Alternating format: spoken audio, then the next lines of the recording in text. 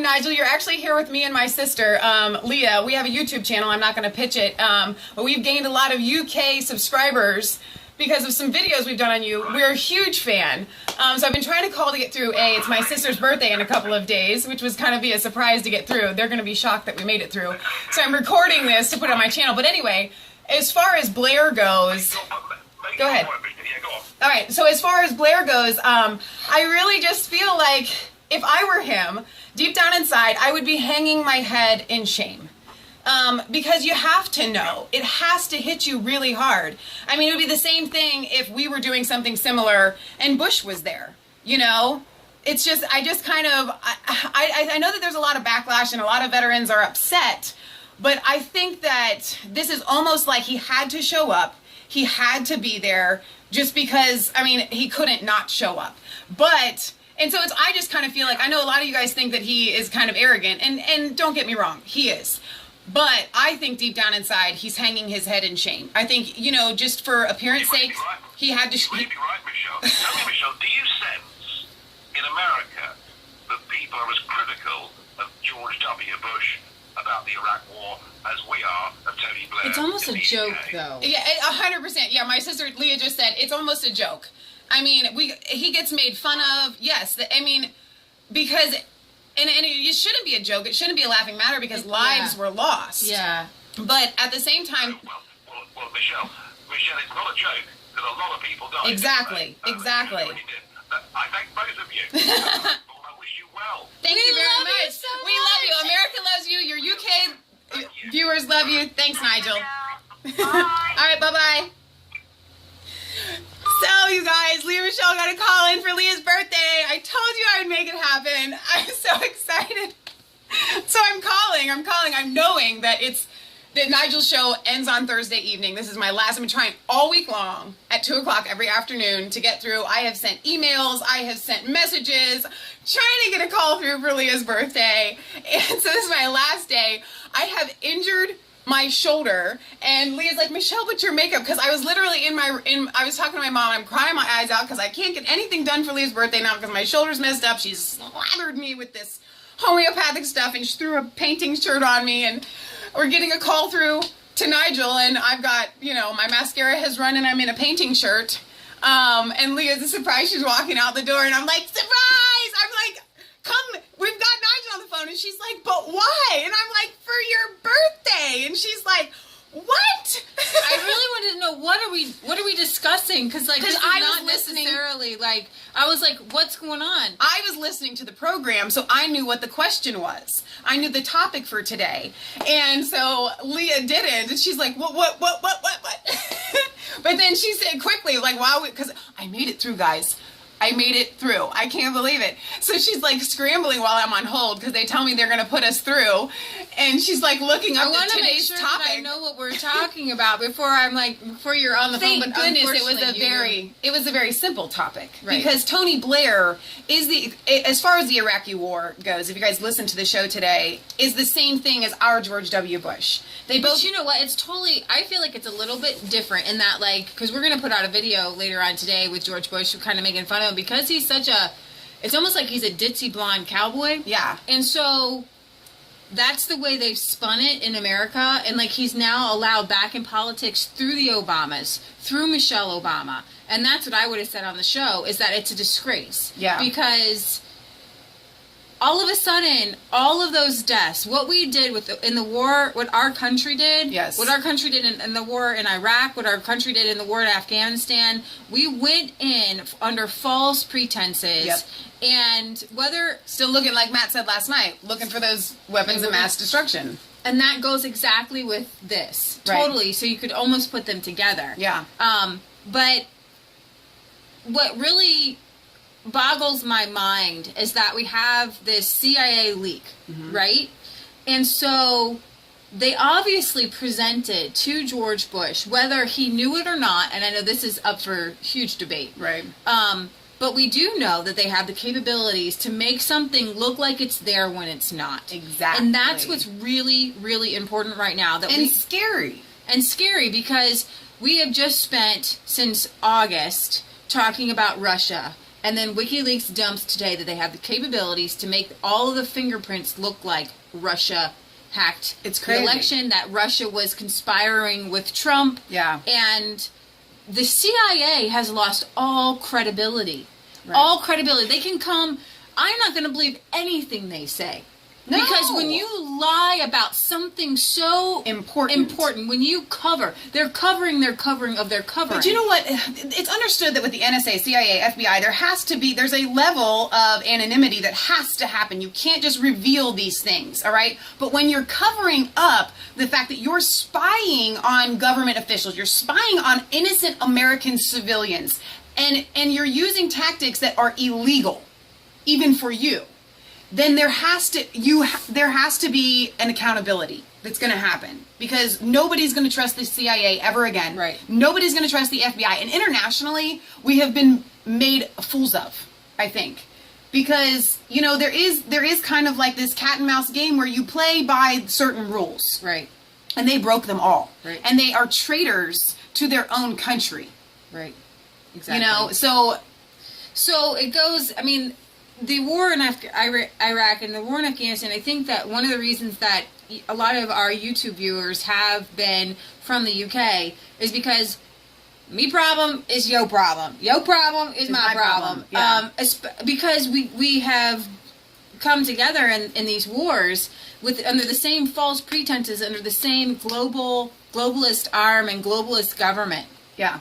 And you guys, with your Brexit, you've left and everything like that, and you're trying to get out. And we're, through Trump, we're trying to get out of the globalist thing so we can just focus and live every single day. But here's the thing. I don't know if you guys understand that here, I don't know if this was the same in the UK or not, but here in America, like, when the war in Iraq started, we were all, like, in on it. Like, Right. we were all, like, my grandma had a yellow ribbon Because around you her felt like you were tree doing because that's something what you did. patriotic. And everybody got really involved with it until that. And I just think about Tie that. a yellow ribbon around the yoke. That's good, man. And my grandma had, and a lot of people did that. But you know what happened to those yellow ribbons? They faded away until my Right. grandma was like, it has to come down. Right. Years and years and years and years. And Right. and it was just this fight. And we just Because kept, we had a local hero, Matt Maupin, Right. and it was a big deal at that time. he was POW, prisoner of war, and they had some footage of him. And was he dead? Was he not dead? And He's his obviously parents dead now. went through so much heartache Right. through that, and there was never vindication. There was never a retribution. There were never answers. Why did they die? Why did And they I mean, die? there used to be flags and flags and flags in front, and everybody, the whole community was behind them, and there was nothing. Exactly, that's the answer. Why? And then suddenly, George Why Bush did they turns die? it around to, well, we're just going to bring democracy. You can't No. go into a country, use our lives, our brothers, our fathers, Right. our cousins, our friends, our husbands and wives, and women who lost their lives as well. Yeah. So you can't do that. You just can't.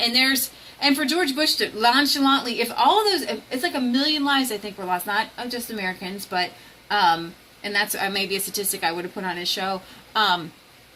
Is that so many lives were lost, and they're still being lost, and we're still like in and out of Iraq, and we're still kind of in Afghanistan, and Right. people are dying every single day, and it was And supposed to nothing be has a changed. war on It's terror. gotten worse. Right, exactly. And so with Tony Blair and showing up, like Michelle said, he had to show up, even if it didn't look right. And I think he is more demonized there than George Bush is. George Bush isn't demonized here. He's made fun of here. Exactly. Because, like, we're just kind of teasing about him, but he should have on his hands Right. millions of lives. And I think that there was, somebody had said that, world leaders don't have blood on their hands because Trump had made a remark Right. about, When he was being interviewed by Bill O'Reilly. I think so, when he was talking about blood being on the hands. I don't know if it was Yeah. Bill O'Reilly, but blood on their hands. It wasn't Bill O'Reilly. Okay. He's being interviewed and talking about, a lot of people have died, and it doesn't matter whether you pull the trigger, Right. or whether you order somebody to pull the trigger, or whether you order somebody into battle. That's why it's so important as a leader to pick good leaders, Right. Because they're going to send your family into war, Right. And biblically, it says that. Like, Right. you don't seek out power or Right. positions, because Right. those those decisions will be on your head. Right. And so I feel like when Tony Blair showed up, it was kind of like he had to show up, but I know deep down he puts on an arrogant front, I think, more than anything. So you have to know deep down inside he's more like, I really can't put my finger on George Bush because he's always laughing, he's always making jokes. Right. He's all like, New World Order, you know? Whereas you can see it in Obama's eyes, I'm going to take over the world. You can see it in Tony Blair's eyes. He is a globalist. He reminds me of like John Kerry. I agree with you 100%, but I still think deep down inside, because he is so demonized there, he has to be embarrassed. Sure. Showing up, knowing that there's all these people saying this, like, you're a disgrace to our country in Great Britain, you know? Right. So I think exactly. it's really sad. I actually had an RT article. Tony Blair's arrival at Iraq-Afghanistan War Memorial sparks backlash. As it should. I mean, but it's like he had to show up, but still, I mean, it almost just brings it to the forefront of, oh my gosh, that's right, this guy did this. It flies in the face. One user said, an insult to all who died, while several others branded the former PM a traitor. Other individuals say he should hang his head in shame. So I think that there's way more, Bush is not. Yeah. I mean, people understand it, but here in America we have a blasé take on a lot of these things. We don't even... Yeah, I agree with that, because I think that in the UK, you guys do, you're a little bit more in touch. Yeah. Here in the United States, a lot of people are out of touch. You're not allowed to be in touch, really, here. We have to. That's why we have the YouTube. It's the underground. Yeah. This is totally the underground. So we want to commemorate, it says 456 British soldiers died in Afghanistan, most of who died post-2006 phase of the war, which, while part of Blair's vision, was overseen by his successors Gordon Brown and David Cameron. Families of the servicemen killed in Iraq currently have lawyers poring over Chilcott's 2 million word report to see if there is a basis to bring a civil case against the former PM. Chilcott found that Blair went beyond the facts in his effort to make the case to go to war alongside the U.S., even though the two wars have officially ended. UK troops remain in both countries. Blair's appearance will also grate on war widows who this week have raged in the press about the fact that they were not invited to attend. Wow. There you go. All right, you guys. So today, I mean, really is kind of a good day to take a moment and commemorate the lives that were lost. So I'm actually really glad that this was the topic that was on the Farage show today. I had no idea what we were getting into. I just called, but this is a really good, worthy topic for your birthday. Well, happy birthday to all of you family members who've lost, yes, servicemen who've lost family members. Our hearts go out to you. We thank you. Our prayers go out to you, and more importantly, we are trying to wake up and wake other people up, right, so that other people's families don't have to suffer the same loss as you have right, had to suffer. Right. And their deaths were not in vain. God honors that, and He honors your family, and He honors, you. So you need to know that the death was definitely not in vain, even if the cause was not a righteous one, but the death was not in vain. All right, you guys, this is Leah Michelle signing off for Resistance Chicks, where it's not a conspiracy theory if it's the truth. Don't forget to like, comment, and subscribe to Mass Faith 3 and Resistance Chicks. Ring the bell for notifications so you get an email every time we put out a new video, and find us on Facebook where we can interact with you guys there on a daily basis. We will see you back. Happy birthday, Leah. We love you, they love you, the UK loves you, and now Nigel Farage loves you. Because we got to talk to him. Okay, bye, guys.